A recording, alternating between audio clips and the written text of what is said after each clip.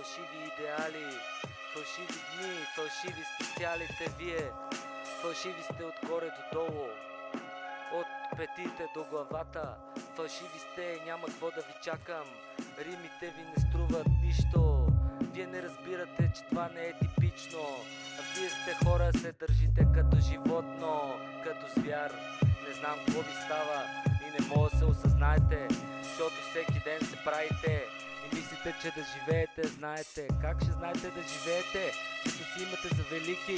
Егото ви е пренадуто и сте тъпи и редите цикли.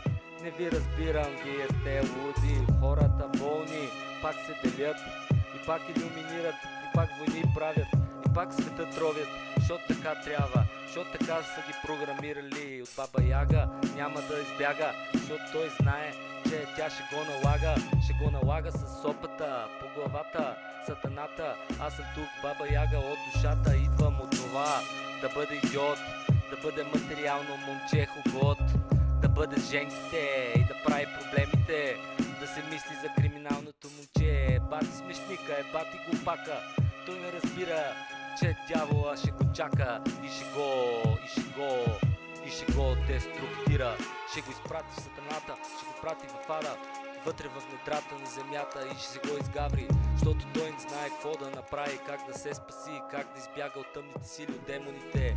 Не знам какво да направя, но те са изцелените от външните сили, които минаха през паралелните светове. Сенките, съществата от третото измерение, петото измерение идва през 2012.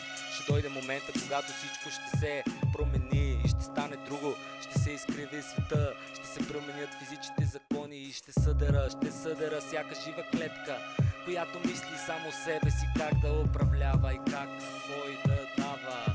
Всеки, който ламди, ще чувства после много болка той, защото който се прави на мой или на твой, а си мисли за себе си, значи е измама, значи той е покровител на сатана. Не знам какво да правя с тия демони в главата, как да ти ги изкарам всички демони от главата. Не мога да ти променя съзнанието, обаче, приятелю, приеми посланието моето.